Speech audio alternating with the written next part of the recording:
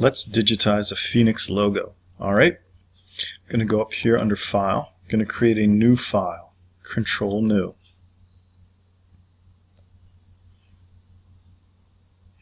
Got my dialog box here, except for portrait, inches, everything looks pretty good. Let's say go.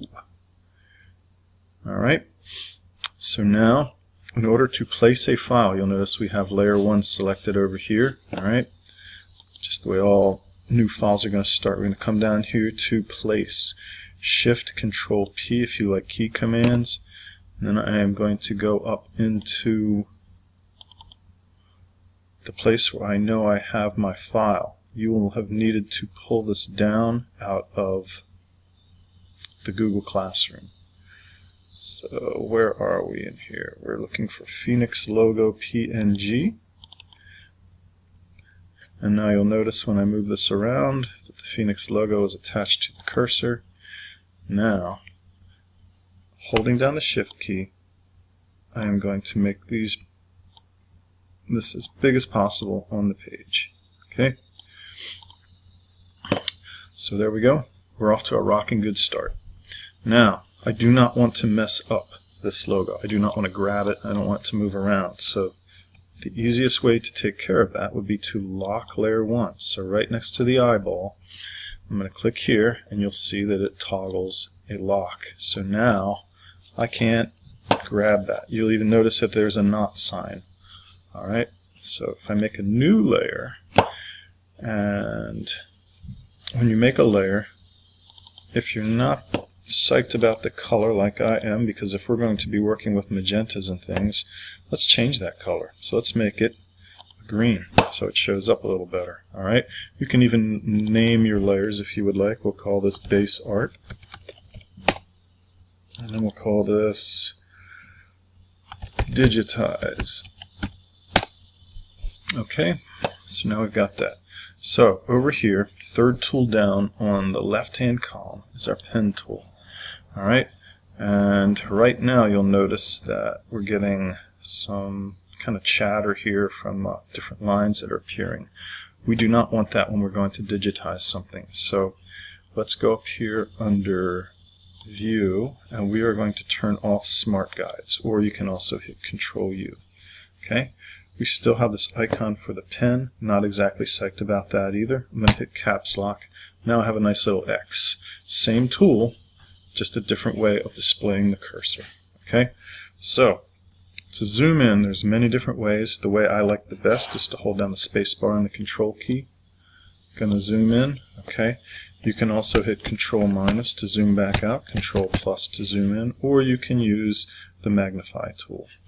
Alright, so what we're going to do is we are going to digitize this eagle, or this phoenix, in about 3 or 4 pieces. And using the magic of computers, we can flip and flop things. One of the first things we need to do is to not cover up what we're digitizing. So whenever you digitize something, turn off the fill color. Okay, and you can do that by coming down here, clicking on either the fill color or the stroke color. Will bring it to the front. All right, and since we do not want a fill color, I'm going to click on the none icon down here. So now I'm just about ready to get going here. Some of you do not have mouses, however you want to say that. I personally would think it would be crazy to try this without a mouse, but I understand. So I'm going to click and drag. I get my Bezier curve handle. Okay, I'm going to click and drag again. Okay, now if I click here on this and drag, all right, I've got my my curve going down in there. Now, if you are working in just using the touchpad, let's see how this works. I'm going to undo that. I'm going to hit Alt, okay, left click, and then I'm going to drag. Now this is not working. Let's see here. If I hit, I'm just going to click on this once. Alright, now I'm going to Alt, left click, and drag up. It's still not working. Alright, so if I hold down the Alt key, for those of you without a mouse, left click, and then drag up. Now I can put a corner in my shape. So I'm going to click once, give that. You'll also notice that I'm clicking in the middle of the stroke here. I'm not clicking on the inside or the outside.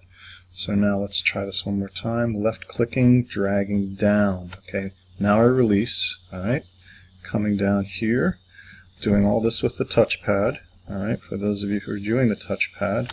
So now I release. Alright, and now holding down the Alt key, left click, dragging out, all at the same time. So I've got 3 different things I'm doing at once. I'm holding the Alt key down, holding the left key down, and I am dragging with the touchpad.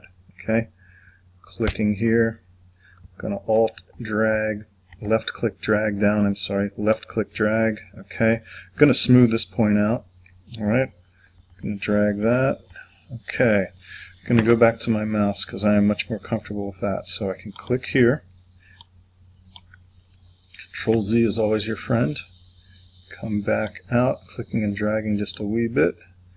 I'm going to click on there to turn that curve off, and I can come all the way over into here and make another curve. Okay, clicking there to turn that off.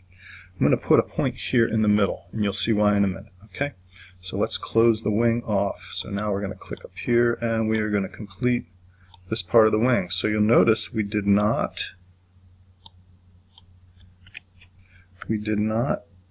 go all the way around the phoenix to finish this off.